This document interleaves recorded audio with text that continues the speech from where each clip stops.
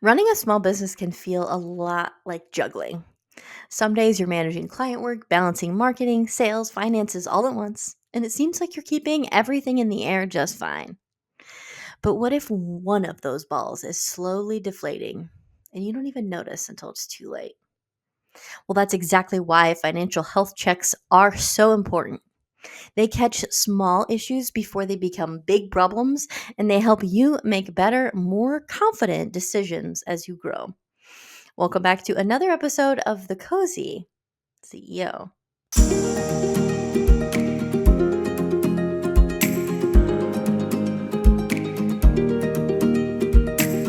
Well, hey there. I'm Kimberly Ferguson, CEO and founder of The Emerald Edge. I'm so happy that you're here.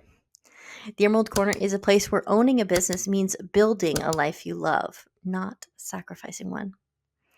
Today, we're going to walk through what a small business financial health check is, why it's essential, especially for service-based business owners like you, and how to perform one that actually moves the needle in your business. Let's dive in. So first, what is a financial health check really? Think of a financial health check like an annual wellness visit for your business. Are you okay? It's not about finding major issues every time. It's about staying proactive, catching small misalignments early, and making small adjustments that keep your business healthy and growing. It's especially critical if you run a service-based business. Your time is your inventory. Your expertise is your product. And if your finances aren't aligned with your operations, even the most talented coach, consultant, or creative professional can find themselves running hard just to stay in place. I have recently started working with one business owner who truly thought that his business was doing well. And at first glance, it really was. Revenue had increased by 10% over the prior year, and all of their jobs were profiting 20 to 30% or even more sometimes. Sounds pretty amazing, right? Well, not quite. They were also hemorrhaging money and they did not understand where it was going. Enter the financial health assessment. Together, we walked through the specifics of their business.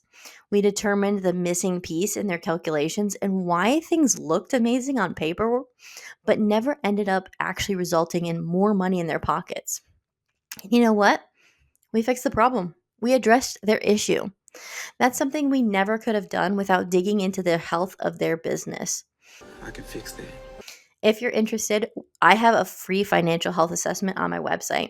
I'll share the link in the description below if you want to check it out. So first things first, let's review your financial goals and progress. Before you jump into the spreadsheets, pause and think about your original vision for your business. When you launched, you probably had specific financial goals, maybe like build up savings, pay off startup debt, hit a monthly revenue target, maybe investing back into your business to scale. Now's the time to ask yourself, am I on track? Have my goals changed? Am I actually measuring my progress? Or am I just guessing? Pro tip, most business owners think they're doing okay financially simply because there's money in the bank. But true financial health is about consistent, intentional progress towards clear goals, not just making it through the month. I recently met with another business owner who thought he was doing well for this exact reason. He thought that since he had money in the bank and he didn't the year before, he was doing amazing and growing really well. Wrong. We learned that he actually made the exact same amount of money as he did the year before. Literally. He made $7,031 more in 2024 than in 2023. So his next thought was, well, I must have done less business at a higher rate. So raising prices is the only reason he did so well. Nope. We found the number of transactions he did in 2024 was exactly the same as 2023. Literally 8 sales different in 2024. 8. So if you want a quick and relatively pain-free way to understand the health of your business, I have a free health assessment on my website. It will tell you how the health of your business is on a scale from 0 to 100 and give you actual next steps to take to improve the financial health of your business. I'll link that for you in the description below. So next, let's analyze your spending and your budget. Let's get into the day-to-day reality, okay? Where is your money actually going? Uh, Start by reviewing your actual spending against your budget if you have one. Overspending? That's okay, but let's identify why and adjust for the future. Is your budget insufficient in that area? Are you spending money on things that are not growing your business or helping you provide your product or service? Once you know the exact cause, you can adjust to correct. Do you have surprise savings? Awesome. But decide how you want to strategically reinvest that surplus. Will new equipment make your operations more efficient? Do you need to invest in more team members to continue growing? Remember, we want to think like a CEO in this. You don't need to keep 12 months of expenses in your bank. Reinvest and continue to grow. Or if growing isn't your goal, take the money out and use it to support one of your personal goals. Travel, spend time with your family, friends, whatever you want. It's your business, right? Unnecessary expenses, maybe? We want to cut them or scale back without guilt. Every dollar you spend, you should now be asking yourself, how does this grow my business or help me to meet my business goals? If you don't have a solid answer, maybe you shouldn't spend that money. If you can't calculate the return on your investment or put the benefits to your purchase down on paper, you probably shouldn't be spending that money. Why don't you explain this to me like I'm 5? I was actually working with a real estate agent, and we found that he was still spending over $3,000 a month on a business coach that he was no longer using. Ouch. He was able to cut that expense, and since growing wasn't really his goal, he was able to put that money back into his own pocket. A quick tip is to schedule a 90-minute money meeting with yourself every quarter. Review every expense line by line and ask yourself, is this helping me grow? Is it necessary to perform the service or create the product that I do? Next, perform key financial checks. After looking at your spending, it's time to dig deeper with 3 critical checkpoints. So, first, let's examine your cash flow. Cash flow is the lifeblood of your business. You can have great revenue and still struggle if cash isn't moving in and out correctly. Are your clients paying on time? Are you keeping a buffer for unexpected expenses? Are you able to invest when opportunities arrive? If cash flow is tight, this is your early warning system. Do not ignore it. So, number 2 is assess your debt situation. Some debt can be strategic, business loans, for example, but unmanaged debt is dangerous, especially when tied to credit cards or high interest loans. So, make sure you track how much you owe, focus on paying off those high interest debts first, and only take on new debt if it leads to a clear, measurable growth. Think return on investment. So, mini mind shift here. Debt itself isn't evil. Mind blown. But unmanaged debt shrinks your options and adds hidden pressure to your decision making. Clarity around debt brings freedom, and choosing the right debt makes all the difference. We only truly want to see debt when it is creating revenue for your business.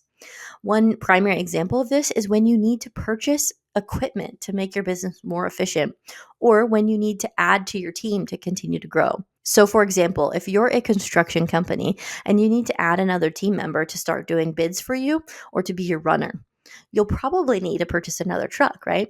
So, taking a loan out to do this is frowned upon by a lot of the money gurus out there. But we know we need a truck, and it's needed to continue growing your business, right? And increasing your revenue. So, taking out a loan for this revenue generating asset will almost definitely have a return on investment for you, right? So, this could be a great example of good debt. And then lastly, make sure you're monitoring your profit margins. Revenue looks great on Instagram. Profitability is what keeps your business alive. We've all heard the saying, cash is king, right? And profitability is the key to cash flow. Are you charging enough for your services? Have you raised your prices to reflect your expertise and cost increases? show me the money! Are you delivering value without eroding your margins through scope creep or over delivering? Quick tip, review those top 3 services that you offer. Which one has the highest margin? Which one drains your resources the most? Sometimes small tweaks like adjusting pricing or servicing packages can have a massive impact on your bottom line. Even focusing more on the projects that offer you those highest margins can make a huge impact on the money that you keep or put back into your business. And then lastly, stay on top of tax planning and compliance. And yes, we do need to talk about taxes. State tax, federal tax, Social Security tax. Smart tax planning is just as important as cash flow management. Mistakes like missing deadlines, underpaying estimated taxes, or mixing business and personal expenses can cost you thousands and honestly cause unnecessary stress. So, best practices: set aside 25 to 30% of your income for taxes automatically. Or even better, have your tax strategist give you the exact right amount to save for your specific situation. Meet your tax professional quarterly, not just at tax time. They'll give you how much to pay for your estimated tax liability, and more importantly, this is where you can update them on any changes to your situation so that they can make sure that they're advising you on the right amount to pay for your tax liability. And keep personal and business finances strictly separate. You never mix business with pleasure, bud. I seriously cannot emphasize this enough, especially if you're operating as a corporation. Ever heard of piercing the corporate veil? This is where the IRS comes in and sees you intermingling your funds, i.e., mixing your business and personal funds, and says, oh, you are definitely not operating as a corporation, so you must not be one. And that means recategorized expenses and massive penalties. Or even worse, it's an attorney who comes in and says that you're piercing the corporate veil, and they are now holding you liable for acts completed by your corporation because they no longer consider it a separate entity from you. Can you say $1 million lawsuit where your personal assets can be seized? Yikes. Stop doing this now. The real magic of a financial health check isn't just about finding problems. It's about creating awareness, clarity, and control. You cannot fix what you don't measure. When you take time to review your financial health, you're no longer reacting to problems. You're designing the business and life that you really want. It's not about being perfect. It's about being proactive. Now, I'd love to hear from you. When's the last time that you took a close look at your business finances? If you'd like to get a quick answer to how your business is doing financially, make sure you check out my free financial health assessment on my website.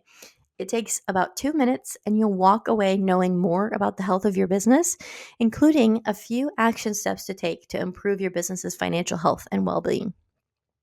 Or if you feel like you need a little more hand-holding when it comes to your financial health, I offer one-to-one financial assessments. So I'll do a deep dive into your finances and determine what's going right and what's going wrong. Then you and I can connect to go over everything together. You'll walk away knowing exactly where your business's financial health stands and what areas you really need to focus on moving forward. I'll go ahead and share that link for you in the description box below as well. Well, thank you so much for spending just a few minutes of your day with me today. I hope that you have a fantastic day, and I will see you in my next video.